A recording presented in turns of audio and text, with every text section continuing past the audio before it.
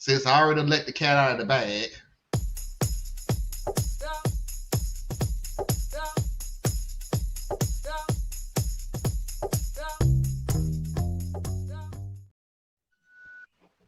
so hey, Thiz. Hello, Hey, Tiz. yeah. So how can he make it worse? Hello. How could he possibly? The I'm mother. talking about the dad. I'm giving you the simple fact of the Oh, worst okay. of the worst is the dad. How could the dad possibly make this worse? Telling him that he actually did cheat on his mother and made her a side piece. No, no. How can you possibly make it worse? You show Just up at show a up to the house. wedding Just show up to the house. or the house.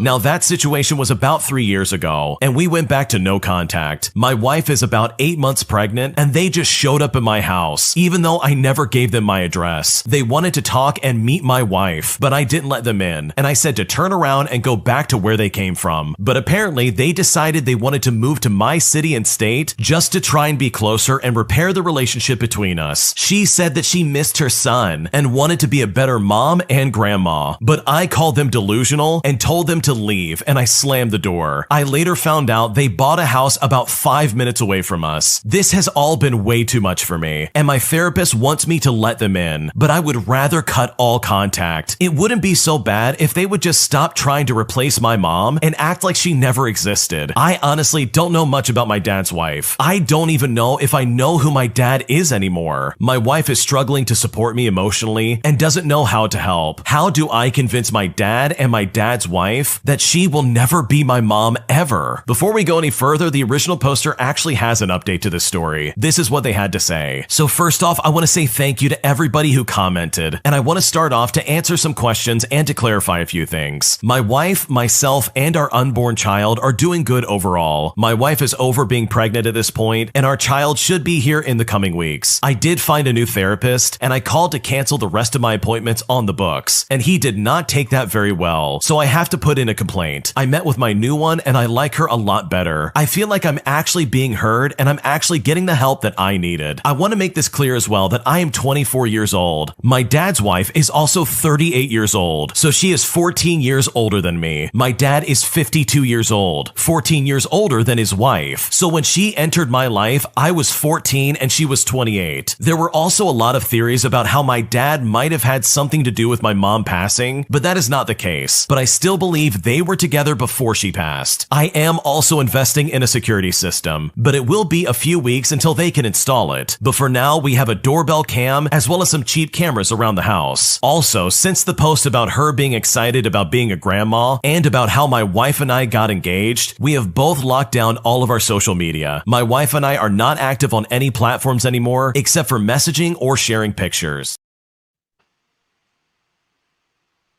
All right, Thiz, I'll let you have the first crack on this one. Well, I mean, I missed the entirety of the first one, but I think I'm with you guys. I mean, I don't know. I end up going off on a tangent. Basically, they got some family issues. The dad is not coping well with losing his wife and made whatever decisions he made for his life, which from the outside, they're just not responsible. They're not the type of parental advice decisions I would like to say I would make. But unfortunately, I've been around long enough and I've seen enough people to know that how you think when things are calm can be drastically different to how you think in grief. Different people process it differently. Some people try to run from it. Some people try to pretend it's not there. Some people dive into it and never come out of it. I just, then you have some people who snap and do dangerous and harmful things. So nothing that someone who's lost a spouse does really surprises me anymore. Um, I would like to say that as a parent, your child should always come first. But we've even had stories here in the past where we've seen where they become worse parents. And in my opinion, sometimes they become worse parents because when they look at their child, they see the one they lost, you know, and they spiral there too. So dad, whatever on him. It's not the way I would say to do this, but it sounds like his child is grown. He's Um, 24 now. He's all right, so this 24. He has happened when he his was own house. He's 14, married. Yeah, and this Yeah. happened back when he was like 14, right? yeah. So it's And been like a decade. the engagement of the father to the new wife was announced on his 15th birthday and told to him it was a gift for him. Right? So it's a trash parent. However he's dealing with his grief and all that aside, that doesn't excuse behavior, right? It just explains it. Yeah. So trash parent, whatever on that. Now looking at the son, this is where I slide off on a tangent because I can't say nothing wrong about what the son's doing. The son's trying to, saying process and protect his new family because that's what he has to focus on, right? Hmm. My tangent, and no one's going to agree with me here, but I've been dealing with this for a couple months now, and I had brought this up sometime in the past. Um, I'm stuck in two worlds here where I really do think that therapy and counseling is important, but I keep running into more and more people, and I know it's just my one life, so anything I run into is anecdotal. Um, but more and more people that they're getting counseling, they're seeing a therapist, they're doing all this, they're doing what we say is the right thing for them to do, and they're not any better. They're just better at emoting. Like they're better at expressing what they're going through, so it's not just sitting inside anymore. So they're constantly emoting, but they just as broken as before. And I'm like, this guy, he said that he had the therapist, Hmm. and the therapist was giving him advice that he didn't like. And Hmm. okay, so now you fire the therapist to go get you another therapist who you feel is telling you something more that you like. I don't know. It's a tricky thing, right? But at the same time, if you were going to the doctor and the doctor told you that this is what you need to do for physical therapy and it hurts like hell, you might go get you a different doctor or get a new physical therapist. So I don't If know. It's you like I'm stuck in two worlds on that one. see, and there's where I But will always say that, therapy is not a catch-all answer. Therapy is not just going to a therapist. And therapy, successful therapy, you really do have to find somebody that you feel you could say anything to, and it just won't shock that person. Or that there won't be something as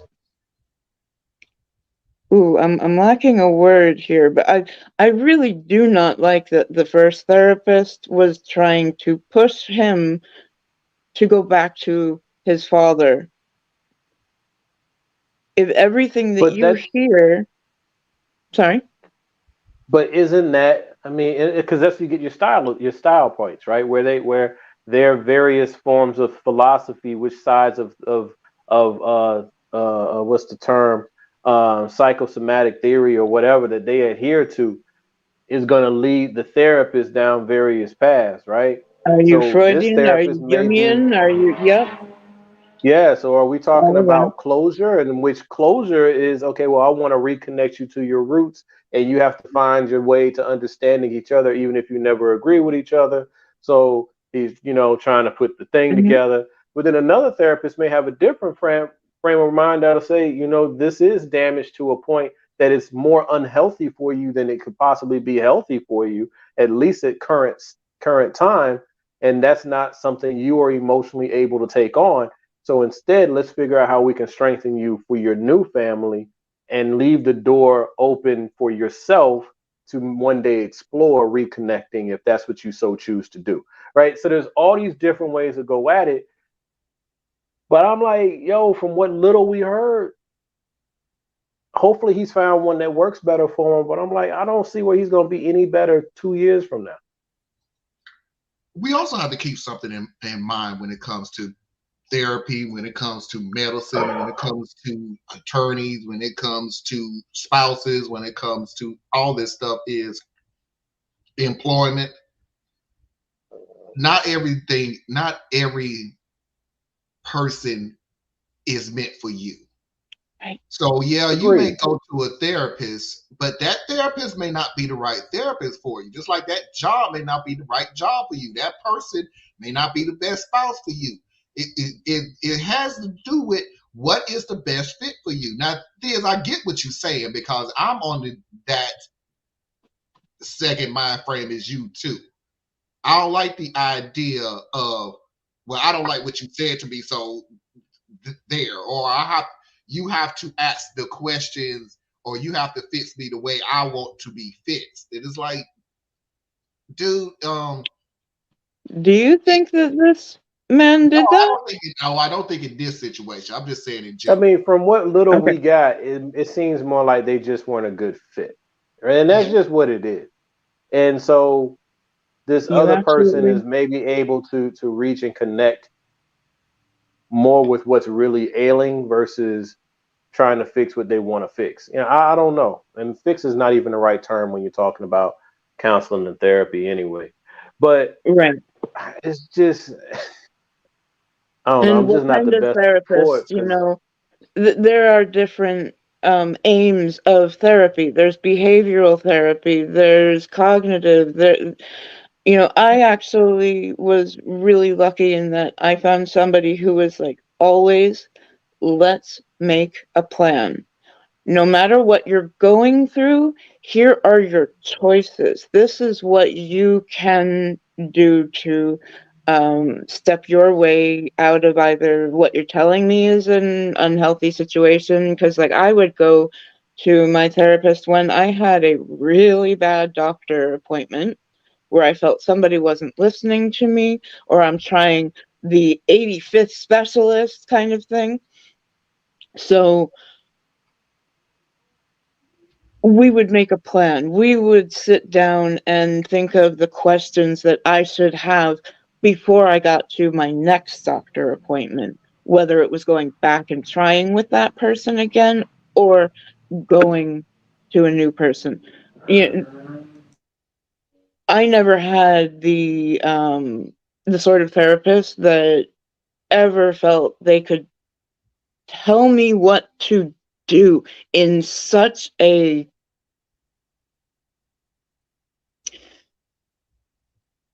mm, without realizing the consequences of the action. And I really don't think that first therapist was either listening fully, because you don't push a person back to abusive parents. If they're being abusive, you get the person out.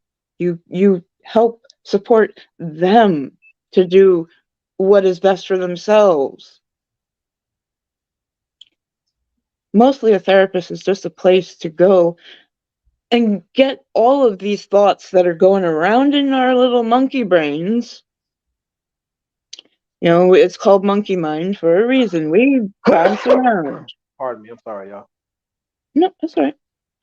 And when we finally start saying things out loud, we either hear how, wow, that sounded totally different than it did in my head, or you really solidify your stance and go, okay, yeah, I am on the right track.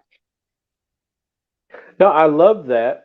I'm a firm advocate of that. I tell people all the time, you got to get it out because what's echoing in your head becomes distorted. If you've ever heard echoes, you know the echo is not a true representation of what an original sound was. And that's what's happening when you have these thoughts trapped in your head, right? They're just bouncing Mm, around. They're getting distorted. You're not even looking at reality the same way. right. I'm there. But I guess where I may be missing the boat here, and I'm sorry that we're on a little bit of a tangent. It's related, but not. But it's almost like, are we just going to treat once you have a mental or emotional imbalance that it's now chronic? Like it's not something that can be healed or fixed. You will now be chronic with this thing. Because if that's the case, that can be a serious barrier to a lot of people seeking help and then on top of that, let you have any type of we've seen this in the news with so many times where they go blame the victim who's now deceased or whatever the situation Hmm. is, and they're like, well, they were under medical care, they were under psychiatric care, and you're like, so it ends up being weaponized against you as well in some cases. Yeah. And then of course, the same thing that getting help has always had, where it stigmatizes the individual because society just hasn't gotten to the point where it recognizes mental health as physical health. But it's just that, I don't know. Let's move past it because it's just, I don't know. I just hope the best for this guy and his family. Mm, very Yeah. much so. And that's where it'll just always come down to there's a big difference in the different types of therapies. We're not saying, and I am not saying that I actually graduated from therapy. So no, you don't have to stay with a therapist once you go. You can have an issue, go, realize you like talking to the person, and maybe, hey, I'd like to explore some other things once you get past that initial problem. Yes, we would like to normalize mental health as more of just a health issue. So that maybe if we go in and got checkups, we wouldn't only have to go when there's a trauma, when there is some issue going on. It just it is, but I will always stick to the line of therapy. When I say therapy, that can mean a lot of different things. That can mean talking to your best friend. Agreed. Hmm.